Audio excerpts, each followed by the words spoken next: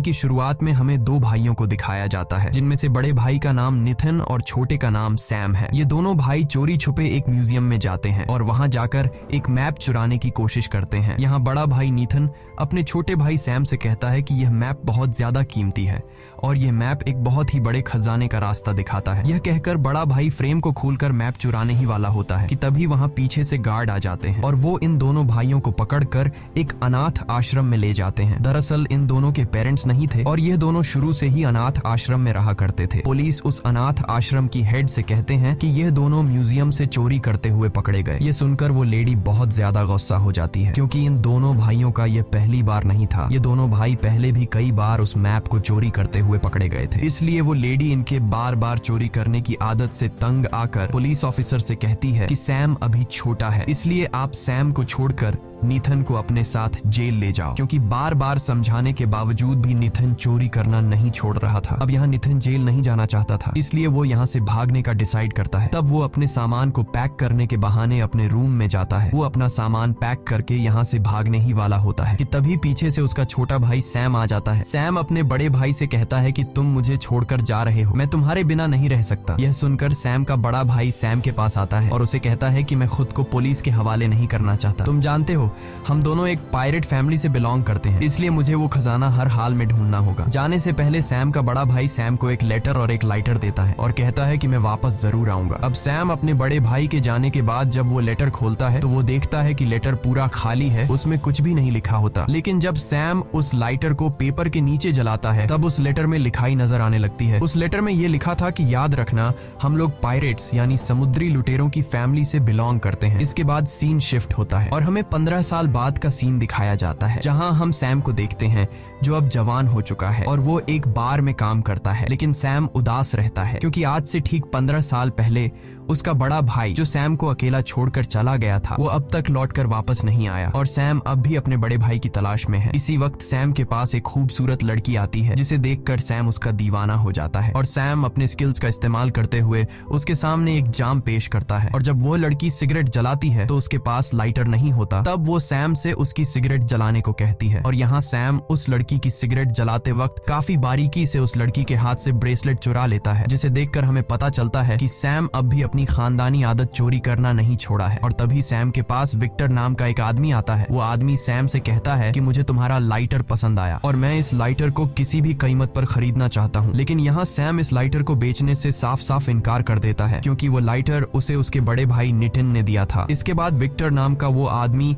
अपने असली मुद्दे पर आता है। वो सैम से कहता है कि मुझे पता है कि तुम अपने बड़े भाई की तलाश में हो और मैं जानता हूँ कि वो कहाँ पर है। ये कहकर विक्टर नाम का वो आदमी वहाँ से चला जाता है। उस आदमी के जाने के बाद जब सैम अपनी पॉकेट चेक करता है जिसके अंदर उसने उस लड़की से चुराया हुआ ब्रेसलेट रखा था, तब सैम को अपनी पॉकेट में ब्रेसलेट नहीं मिलता, बल्कि ब्रेसलेट की जगह उसे विक्टर नाम के उस आदमी का कार्ड मिलता है जिस पर विक्टर का एड्रेस लिखा हुआ होता है। यानी कि विक्टर सैम से भी चोरी में 2 कदम आगे है और अब सैम सीधा विक्टर के घर पर चला जाता है। अंदर आकर वो देखता है कि इस घर में हर जगह कीमती चीजें रखी गई हैं और तभी सैम की नजर उस मैप पर पड़ती है जो आज से 15 साल पहले सैम और उसके बड़े भाई ने चुराने की कोशिश की थी। अब जब सैम इस मैप को देख रहा होता है तभी पीछे से विक्टर आ जाता है। विक्टर कहता है कि मुझे पता था कि तुम यहाँ आओगे।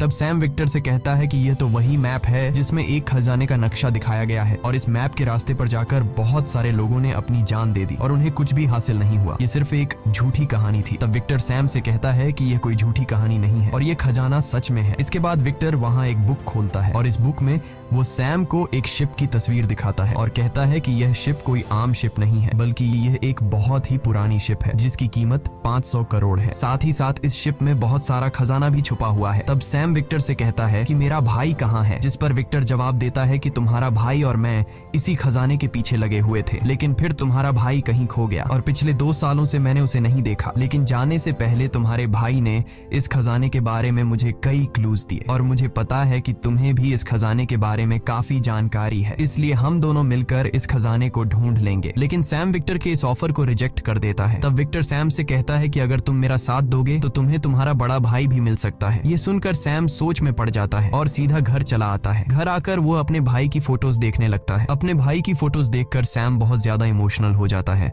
और विक्टर के साथ खजाना और अपने भाई को ढूंढने के लिए राजी हो जाता है। अगली सुबह सैम विक्टर के पास जाता है और उससे कहता है कि मैं खजाना ढूंढने के लिए तैयार हूँ। तब विक्टर उसे पेपर पर एक की का साइन दिखाता है और कहता है कि यह वही चाबी है जिससे हम खजाने तक पहुंच सकते हैं। और इस तरह की 2 और चाबियां हैं, जिसमें से एक चाबी तो मेरे पास है, लेकिन दूसरी चाबी एक ऑक्शन कंपनी में नीलाम होने वाली है, जिसे हमें जल्द ही होगा। इसके बाद विक्टर सैम को उसी ऑक्शन कंपनी के पास ले जाता है और सैम से कहता है कि ये वही कंपनी है जहां पर वो दूसरी चाबी हमें चुरानी है। इसके बाद ये लोग इस चाबी को चुराने के प्लान में लग जाते हैं और उनका प्लान काफी सिंपल होता है कि ये दोनों इस ऑक्शन कंपनी की लाइट्स बंद कर देंगे और अंधेरे में इस चाबी को चुरा कर ले जाएंगे। इसके बाद फाइनली वह दिन आ जाता है जिस दिन वो चाबी नीलाम होने वाली होती है। ये दोनों भी इस ऑक्शन कंपनी में पहुंच जाते हैं। अब प्लान के मुताबिक जब सैम लाइट्स ऑफ करने के लिए कंट्रोल रूम में जाता है, तभी वहाँ सिक्योरिटी गार्ड्स आ जाते हैं और सिक्योरिटी गार्ड्स सैम को पकड़ने लगते हैं, लेकिन सैम उनसे खुद को बचाता हुआ वहाँ से भागने लगता है। लेकिन सिक्योरिटी गार्ड सैम का पीछा नहीं छोड़ते। तब सैम इन सिक्योरिटी गार्ड से खुद को बचाने के लिए छत पर लगी लाइट से लटक जाता है और इन लाइट्स की मदद से वह फ्लोर के एक साइड से दूसरे साइड पर पहुंचने की कोशिश करता है। इस दौरान नीचे मौजूद सभी लोगों की नजर सैम पर होती है और इसी मौके का फायदा उठाते हुए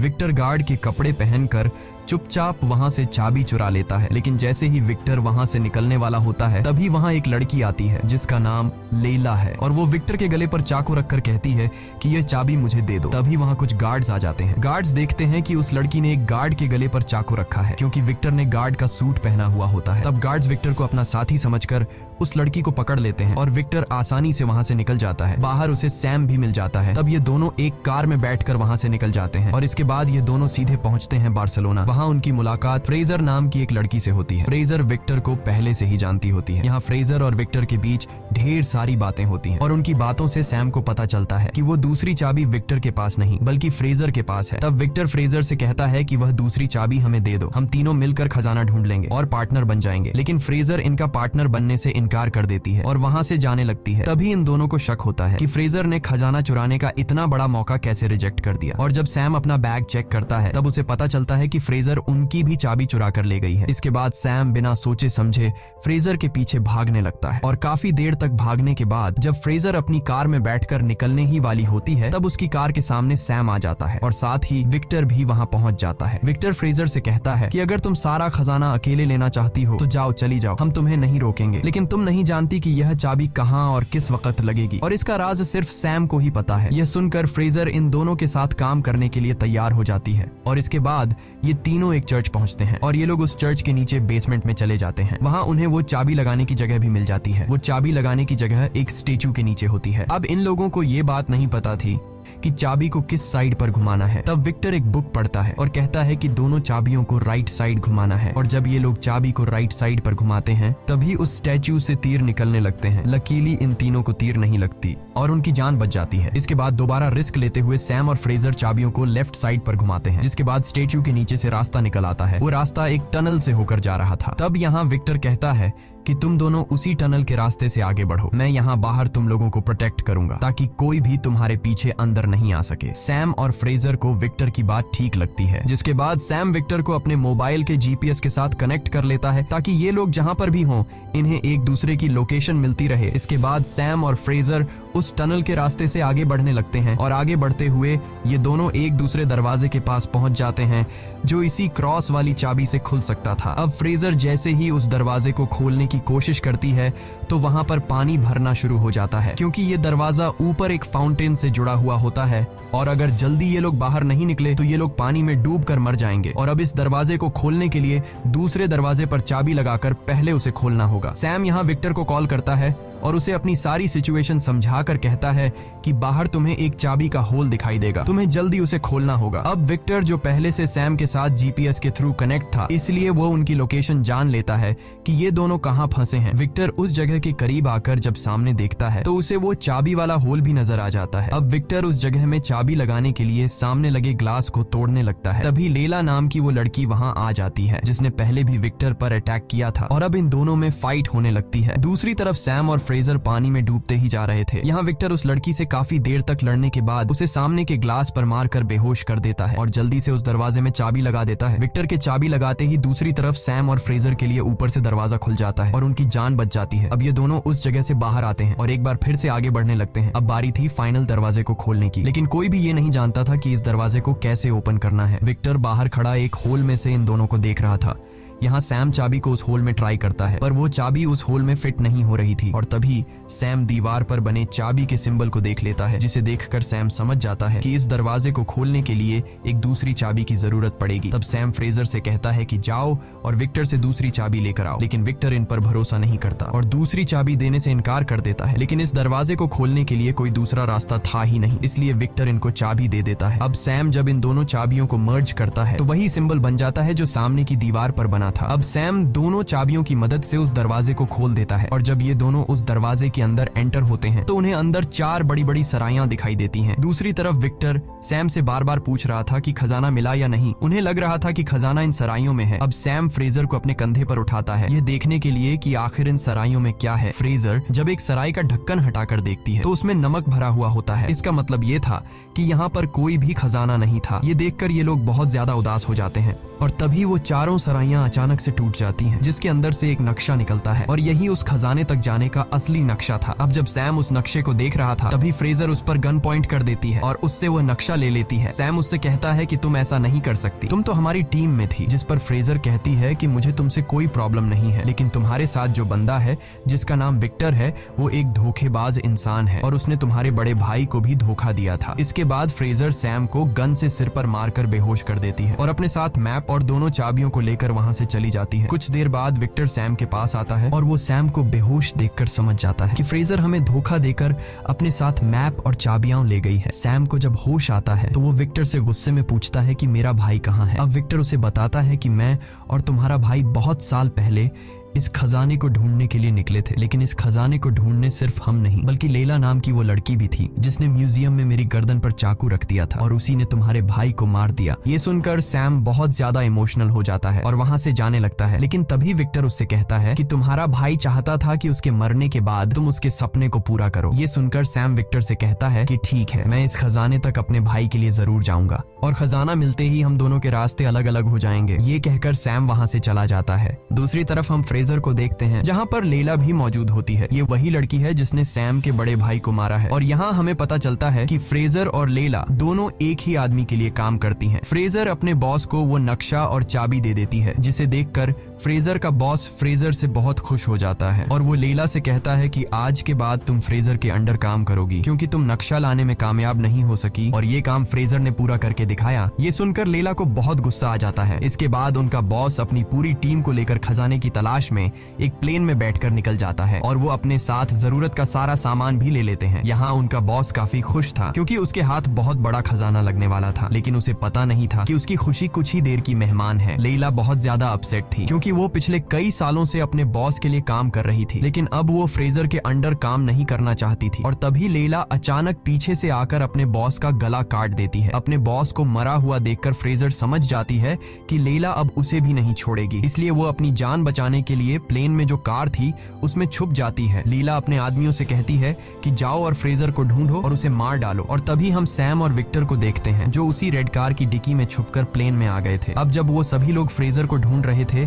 इसी मौके का फायदा उठाकर सैम और विक्टर चुपके से जाकर मैप चुरा लेते हैं। कुछ देर बाद लैला फ्रेजर को देख लेती है, जिसके बाद इन दोनों के बीच फायरिंग स्टार्ट हो जाती है। जब वो लोग एक दूसरे पर फायरिंग करने में बिजी होते हैं तभी यहाँ विक्टर सैम से कहता है कि हमें मैप मिल चुका है, इसलिए हमें जल्दी से पैराशूट लेकर यहाँ से जाना होगा। अब विक्टर तो पैराशूट लेकर वहाँ से जंप कर देता है, लेकिन सैम यहाँ से नहीं कूदता क्योंकि लैला ने उसके भाई को मारा था और आज सैम अपने भाई का बदला लेना चाहता था। वो लैला से कहता है कि तुमने मेरे भाई को क्यों मारा है। लैला उसे कोई जवाब नहीं देती और अपने आदमियों को उसे मार डालने के लिए कहती है। अब जब लैला के आदमी सैम को मारने के लिए आगे बढ़ते हैं तभी सैम वहाँ पर सारा सामान जो एक दूसरे के साथ अटैच था उसे खोल देता है, जिससे प्लेन का सारा सामान बाहर गिरने लगता है। अब सैम भी पैराशूट लेकर वहाँ से कूदना चाहता था, लेकिन तभी उसका एक पैर रस्सी में फंस जाता है, जिससे वो सामान के साथ ही बाहर हवा में उड़ने लगता है। लेकिन वो जैसे तैसे करके एक बार फिर से प्लेन में आ जाता है, पर तभी फ्रेजर जिस कार में छुपी हुई थी वो उसी कार को लेकर हवा में जंप करने वाली थी और तभी उसके सामने सैम आ जाता है, जिससे वो टक्कर मारकर उसे प्लेन से गिरा देती है। अब जब वो दोनों नीचे गिर रहे थे तभी फ्रेजर सैम से कहती है कि जल्दी से पैराशूट खोलो, लेकिन यहाँ पर तो सैम ने कोई पैराशूट लिया ही नहीं था, इसलिए वो दोनों एक कार्गो की तरफ जंप मारते हैं और जैसे तैसे करके उस कार्गो को पकड़ लेते हैं, जिसके बाद सैम उस कार्गो का पैराशूट खोल देता है और वो दोनों कार्गो के साथ सीधे नीचे समुद्र के पानी में जा गिरते हैं, जिसके बाद वो दोनों समुद्र के किनारे पर पहुंच जाते हैं। वहां पहुंचने के बाद वो दोनों एक होटल में रुकते हैं और रात को वो दोनों मैप को समझने की कोशिश करते हैं, लेकिन यहाँ पर फ्रेजर को तो कुछ भी समझ नहीं आता, इसलिए वो आराम से जाकर सो जाती है। लेकिन सैम यहाँ पर पूरी रात मेहनत करता है और वो उन चाबियों का इस्तेमाल करके खजाने का लोकेशन जान लेता है। इसके बाद सैम उस खजाने की लोकेशन एक नोट पर लिख देता है और जाकर सो जाता है। जब सुबह फ्रेजर उठती है तो वो देखती है कि सैम ने मैप को समझकर खजाने की लोकेशन निकाल ली है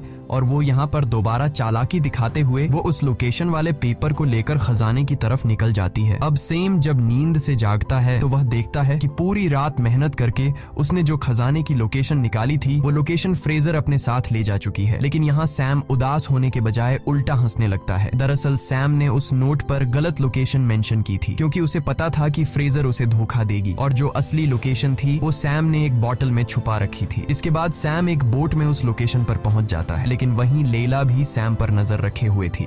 सैम बोट से उतरकर फाइनली उस जगह पर पहुंच जाता है जहां पर 2 बड़े शिप्स और वो खजाना था जिसे ढूंढते ढूंढते न जाने कितने लोगों ने अपनी जान गंवाई थी। सैम उस शिप पर चढ़ जाता है जहां उसे ढेर सारे सोने से भरे हुए ड्रम्स मिलते हैं। ये देखकर सैम बहुत ज्यादा खुश हो जाता है, लेकिन तभी पीछे से उसे विक्टर की आवाज आती है। सैम उससे पूछता है कि तुम यहाँ पर कैसे आए? तब विक्टर उसे जवाब देता है कि क्या तुम भूल गए? तुम ही ने तो मुझे अपने जीपीएस से कनेक्ट किया था। इसके बाद वो दोनों वहाँ मौजूद सोने को एक बैग में भरने लगते हैं और तभी वहाँ लैला भी अपने लोगों के साथ पहुंच जाती है। इन लोगों को देखकर सैम और विक्टर दोनों शिप में जाते हैं। लैला जब शिप पर इतना सारा सोना देखती है तो उसकी आंखें खुली की खुली रह जाती हैं। अब अगर वो चाहती तो वो अपने साथ सारा का सारा सोना ले जा सकती थी, लेकिन उसके मन में लालच जाग जाती है। वो अपनी पूरी टीम को बुलाती है और वो इन दोनों शिप्स को प्लेन के जरिए वहां से ले जाने वाली थी, क्योंकि वो ये जानती थी कि खजाने के साथ साथ इन शिप्स की कीमत भी करोड़ों में है। इसलिए लैला हेलीकॉप्टर से दोनों शिप्स को उठा लेती है। अब विक्टर और सैम भी जिस शिप में छुपे हुए थे वहां से बाहर आ जाते हैं और वो दोनों उन शिप्स को लैला से छीनने के काम में लग जाते हैं। ये दोनों शिप पर मौजूद लैला के गार्ड से लड़ने लगते हैं। यहाँ पर सैम भी एक गार्ड को खूब मार रहा था और वो दोनों गार्ड्स को उठाकर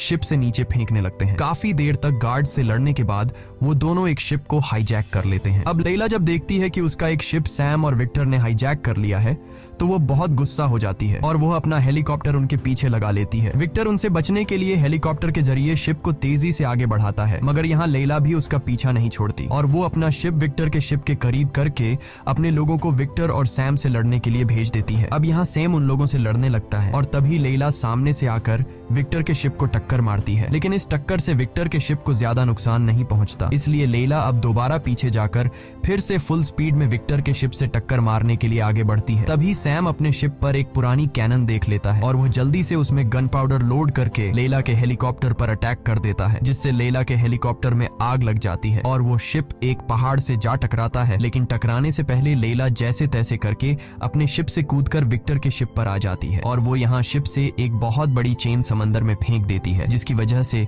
शिप और हेलीकॉप्टर आगे नहीं बढ़ पाते और अब सैम और लैला के बीच फाइट शुरू हो जाती है। सैम लैला के सामने कमजोर पड़ रहा था, इसलिए सैम खुद को बचाते हुए रस्सी के जरिए ऊपर विक्टर के पास हेलीकॉप्टर में चढ़ने लगता है, लेकिन यहाँ लैला भी उसके पीछे आने लगती है। लैला बहुत ज्यादा गुस्से में थी और वो सैम के करीब आकर उसे मारने ही वाली थी कि तभी यहाँ विक्टर अपना सोने से भरा हुआ बैग सैक्रिफाइस करके सीधे लैला पर दे मारता है, जिससे सोने का बैग और लैला दोनों नीचे पानी में गिर जाते हैं। उन्हें लग रहा था कि लैला मर चुकी है, लेकिन ऐसा बिल्कुल भी नहीं था। लैला अब भी जिंदा थी, लेकिन तभी वो शिप जो हेलीकॉप्टर से लटकी हुई थी उसकी रस्सी भी टूट जाती है और वो सीधा नीचे जाकर पानी में लैला को कुचल देती है, जिससे फाइनली लैला की मौत हो जाती है। अब विक्टर यहाँ जैसे तैसे करके सैम को ऊपर हेलीकॉप्टर में खींच लेता है। अब वो दोनों ऊपर हेलीकॉप्टर से देखते हैं कि वो शिप जिसे पिछले कई महीनों से वो दोनों ढूंढ रहे थे वो उनकी आंखों के सामने पानी में डूब रहा है और वो लोग कुछ भी नहीं कर पाते। कुछ देर बाद वहां पुलिस आ जाती है और वो दोनों समझ जाते हैं कि वो सारा सोना अब गवर्नमेंट का हो चुका है। यहाँ विक्टर अपने हाथ से इतना बड़ा खजाना खोकर थोड़ा सा मायूस हो जाता है। तब सैम उससे कहता है कि दुखी मत हो और फिर सैम एक एक करके अपनी जेब से गोल्ड की स्लेट्स निकालने लगता है। ये देखकर विक्टर बहुत ज्यादा खुश हो जाता है और वो दोनों खुशी खुशी जाने लगते हैं। मूवी के एंड में हम देखते हैं कि एक मोटर बोट से विक्टर और सैम का कोई पीछा कर रहा है, जो कि कोई और नहीं बल्कि फ्रेजर ही थी।